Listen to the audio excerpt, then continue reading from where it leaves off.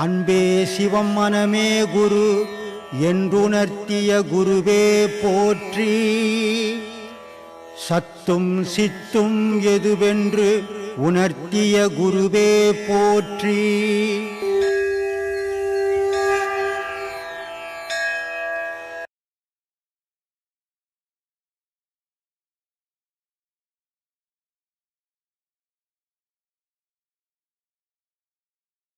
நான் 2 உபதேசம் வாங்கியிருக்கிறேன். சரி. இந்த உபதேசம் வாங்காததுக்கு முன்னே கோபம் வந்து குறைவாக இருந்தது. சரி. இப்போது வந்து அதிகமாக இருக்குது. சரி. நீ இதுக்காக தான் இப்போ உபதேசம் வாங்கினேன்னு என் மனைவியும் சரி என் மனைவியும் அம்மாவும் திட்டுறாங்க.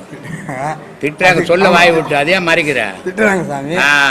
அதுக்கு முதல்ல நீ மனைவிக்கு எடுபடியா இருந்திருப்ப, இப்போ எதிர்த்து கேட்குற, அதனால திட்டுறாங்க. இப்போ ஏன்னா முன்ன எல்லாம் ஒடுங்கி போயிருந்த, நம்ம ஒன்றும் இல்லைன்னு ஒடுங்கி போயிருந்த, அதனால எதுவும் கேட்கல, எதுவும் பண்ணலை, கோபம் வரல. அதனால அவங்க நல்ல மனசு ஓரளவுக்கு நம்ம கேட்ட ஆள் இந்த ஆள் கோபமே படாத ஆள் அப்படின்னு நினச்சிக்கினாங்க. இப்போ இங்கே வந்த உடனே எல்லாத்தையும் சும்மா இருந்ததெல்லாம் தூண்டி விட்டு போச்சு. அதனால கோபம் வருது, பொண்டாட்டி திட்டுது, அம்மா திட்டுது.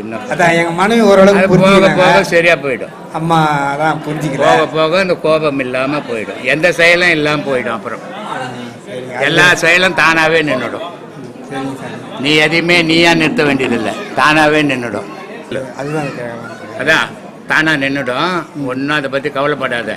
கொஞ்ச நாள் திட்டினா திட்டி, நீ இவ்வளோ நாள் எவ்வளோது கஷ்டப்பட்டுருப்ப, அதனால ஓஞ்சி போட்டோம். கொஞ்ச நாள் ஒரு 2 மாதம் திட்டுவாங்க, அப்புறமா இது அப்படிதான் அப்படின்னு விட்டுடுவாங்க. அதே மாதிரி இந்த திருவிழா நல்லது கெட்டதுக்கு போகிறோம் நம்ம, அந்த சாயங்க சம்பிரதாயம் எல்லாம் நல்லது கெட்டது என்னது, நல்லது கெட்டது என்னது? அது இப்போ ஒரு நல்லது கல்யாணம் காட்சி, சரி, இறப்பு, இதுக்கெல்லாம் நான் போய் நின்று ஓரளவுக்கு இல்லைப்பா. நல்லது கெட்டது என்னதுன்னு தெரியல எனக்கு, அதான் கேட்கறதுனால நான் எல்லாத்தையும் ஒன்றா நினச்சின்னுக்கிறேன். நீ நல்லது கெட்டதுன்னா தெரிஞ்சுக்கினா 4 பேருக்கு நான் சொல்லுவேன். இல்லை ஐயா, நல்லதுன்னா இந்த திருமண விஷயம், இந்த ஒரு உதப்பட போகிறது நல்லது, செத்து போய் விடுதலை பெறது கெட்டது உங்களுக்கு. இல்ல இல்ல சார், எவ்வளோ புத்திசாலித்தனமா சுயநலத்துல வாழறீங்க பார்.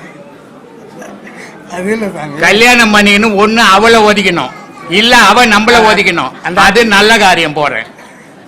ஆனா இதுல இருந்து விடுபட்டு போறது கெட்ட காரியம் உங்களுக்கு. நல்ல காரியமா அதான். அதனால்தான் சொன்னான் பட்டினத்தார், ரொம்ப அழகா சொன்னான். முதல் சங்கு அமுது ஊட்டம்னா, பிறந்த உடனே தாய் கொடுக்குற பால் அது அமுதண்டான்னா, பால்ன்னு சொல்லல. எவ்வளோ பெரிய அறிவாளி பாரு அந்த ஆள். முதற் சங்கு அமுது ஊட்டும், இடைச்சங்கு நல் விலங்கு பூட்டும்னா, கல்யாணத்தில் கொடுக்குற அந்த பாலும் பழமோ அது உதப்படுறதுக்குடா நீ எப்படின்னா. கடை சங்கு அம்புட்டோ இம்புட்டோ அது ஊதுமேன்னா, தப்புனா தப்பு. அம்மா வந்துக்குது பால் ஊத்துறேன், ஆயா வந்துக்குது பால் ஊத்துறேன், தாத்தா வந்துக்குது பால் ஊத்துறேன், தங்கச்சி வந்துக்குது பால் ஊத்துறேன், தப்புனா தப்பும் போனா போயிட்டேன்டா அப்படின்னா. அதனால ஒரு மனுஷனுக்கு 3 முறை பால் ஊத்துறான், ஆனா கடைசி முறை ஊத்துற பால் விடுதலை பெறான். நடுவில் போட்டுக்கிற பால் வந்து நல்லா அவருக்கே அவர் வேண தேடிக்கிறாரு. முதல் ஊத்தின பால் வந்து உடம்புல அம்மா கொடுத்த பலம் அது. இப்படி 3 விதமா. அதனால கெட்ட காரியம் சேர்த்து சாவுக்கு போய் வந்தா கெட்ட காரியமா? அது சாவுக்கு போய் வந்தது தான் என் நல்ல காரியம், வாழ்வுக்கு போய் வந்தது தான் கெட்ட காரியம். அவன் உதப்படும் போது வந்து சொல்லுவானு உங்ககிட்ட, மாமியார் வீட்டில் மச்சானுங்கெல்லாம் வச்சானுங்க, பொண்ணு வந்து சொல்ல எங்க மச்சனை மூத்தாரில் என்ன திட்டுறாங்க, எவ்வளோ பிரச்சனை செத்து போனோம் என் வீட்டுலாம் வந்து எவனா சொல்லிக்கிறேன் இது வரைக்கும். அப்போ எது நல்ல காரியம்? அதுக்கெல்லாம் நான் முன்னு செய்வேன். அது இப்போ வந்து நான் அதெல்லாம் குறைச்சிட்டேன். சரி, அதனால சரி அது கேட்டு. சரி சரி, ரொம்ப சந்தோஷம். தெரிஞ்சுக்கினேப்பா. சரி, இனிமேல் சாவு வீட்டுக்கு போனா கையெழுத்து கும்பிடு, நல்ல காரியத்துக்கு வந்துக்கிறேன் அப்படின்னு கும்பிடு. கல்யாணம் வீட்டுக்கு போனா ஐயோ ஆண்டவா இங்கே வந்தனேன்னு கும்பிடு. வெங்கடேஸ்வர சுவாமி அவங்களுக்கெல்லாம் கோவிந்தான்றாங்க. சரி. முருகருக்கெல்லாம் அரோகரா அரோகரான்றாங்க. சரி. சிவனுக்கெல்லாம் நமச்சிவாயான்றாங்க, ஹரஹர மகாதேவான்றாங்க. ஆமா, உன்ன மாதிரி பொம்பளைக்கு ஓம் சக்தின்றாங்க. ஓம் சக்தின்றாங்க. சொல்லு, இதெல்லாம் நம்முள்ள அடக்கம் இருக்குதுங்களாயா? எதுவுமே இல்லை, எதுவுமே இல்லை. ஒன்னே ஒன்றாங்குது, ஆன்னு ஒன்று தாங்குது. வேற எதுவுமே கிடையாது. மீதி எல்லாம் நீயா வச்சுன்னு பேர் வேண்டேஸ் பெருமாள் வந்து எனக்கு இந்த வேண்டேஸ் பெருமாள் பேர் வைன்னு சொன்னாரா?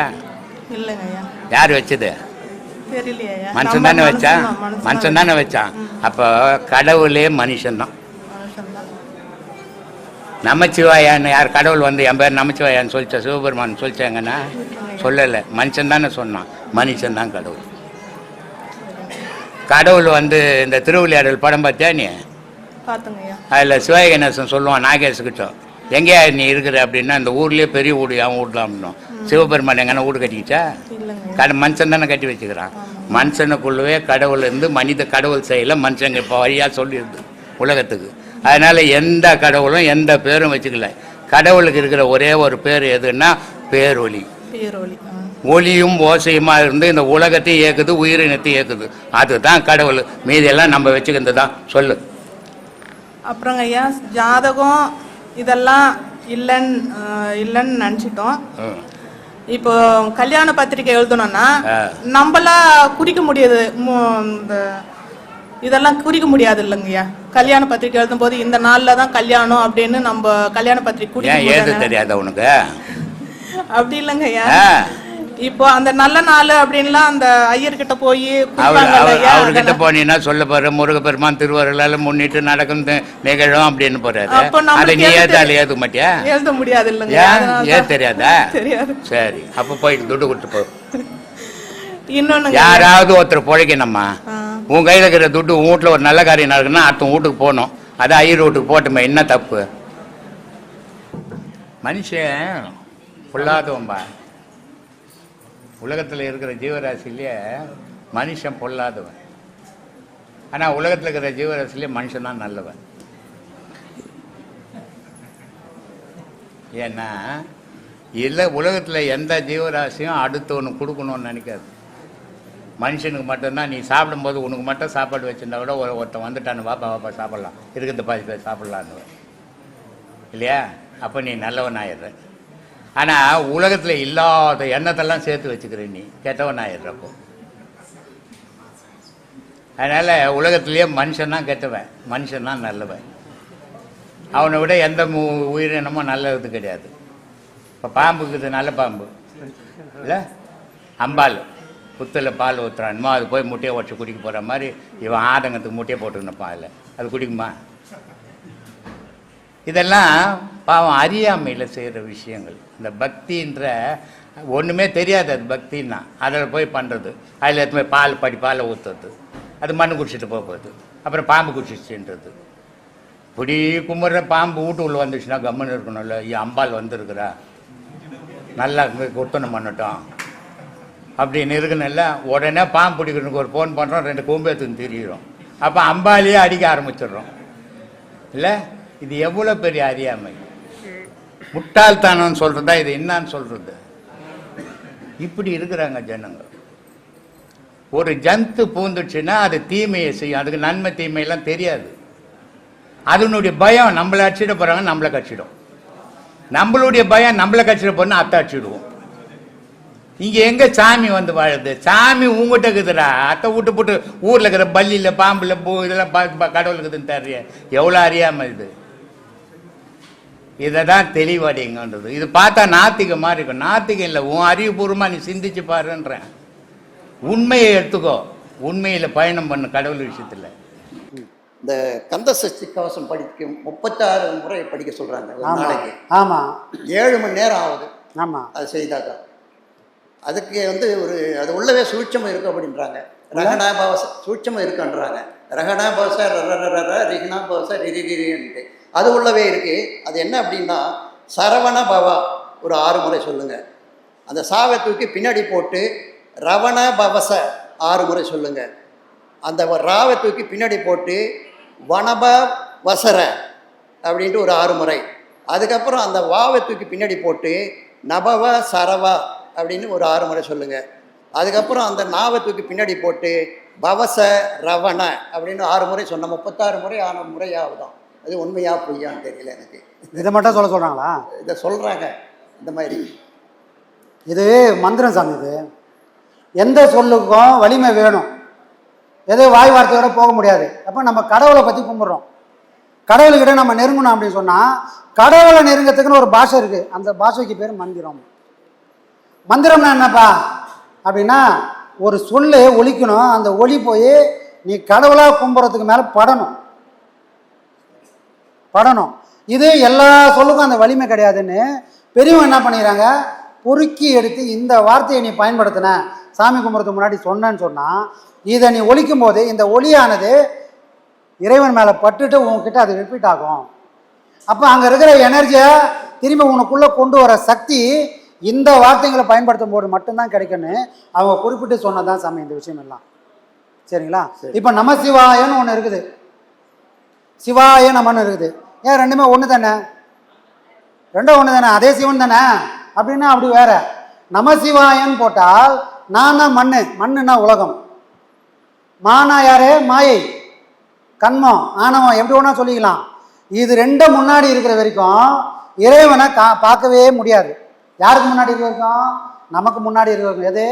உலகமும் மாயையும் நமக்கு முன்னாடி நின்னால் பின்னாடி இருக்கிற இறைவனை காட்டவே காட்டாது. அதனால பெரியவங்க என்ன பண்ணிட்டாங்க, இந்த நாவ மாமத்துக்கு பின்னாடி போட்டுரு. சிவாய நம, சீனா இறைவன் சிவனை குறிக்குது, வானா அம்பாலை குறிக்குது, சக்தி யானா யாரை குறிக்குது? நான். சிவசக்தியோட நீ இருந்தனா இந்த உலகமும் உன்னை ஒன்றும் பண்ணாது, இந்த மாயையும் ஒன்றும் பண்ணாது. அதை குறிக்கிறதுக்கு தான் அந்த வார்த்தை. அது ஓம் எதுக்கு முன்னாடி போடுறோம் நம்ம? ஓம் எதுக்கு முன்னாடி? ஓம் அது உயிர் கொடுக்கறது. ஓம்ன்றது மந்திரங்கள் எல்லாம் எங்கேருந்து உருவாச்சு அப்படின்னா இந்த ஓம்ன்ற ஒன்று தான். ஓம்னு என்னது? அகர உகாரம் மகாரம், எல்லாத்துக்கும் அடிப்படையானது. திருவள்ளுவர் சொல்றாரு, அகர முதல எழுத்தெல்லாம் ஆதி பகவன் முதற்று உள்ளது. எப்பா எழுத்துக்கள்லாம் ஆதி எதுன்னா இந்த அகரம் தாண்டா பாடுகிறார், வேற ஒரு பொருளே கிடையாது. இந்த அகரம் தான் உலகத்தில் இருக்கிற எல்லா எழுத்துக்கும் தாய் அப்படின்றாரு. அதை போல இந்த உலகத்துக்கெல்லாம் தாய் யாருன்னா இறைவன் தான், அவனை தவிர வேற ஒரு கடவுள் இல்லை அப்படின்னு அவர் சொல்றாரு. புரியுங்களா? அந்த மாதிரி நாம் சொல்லக்கூடிய ஒரு விஷயத்தை கடத்தின்னு கொண்டு போய் இறைவன்கிட்ட சேர்க்கணும்னா அதுக்கு ஒரு உயிர் ஓசை வேணும். அதுதான் அந்த ஓம். சரிங்களா? இதை பண்ணால் முறையாக பண்ணணும், அரையும் குறையமாக பண்ணா பலன் இருக்காது. அப்போ இதை முறை அறிஞ்சு கரெக்டாக பண்ணும்போது நமக்கான பலன் அதிகமாகும். அதுதான் சார். சரிங்களா? நன்றி. நல்ல சார், நிறைய பேர் இருக்காங்க. நல்லது, நல்லது. ஆத்மா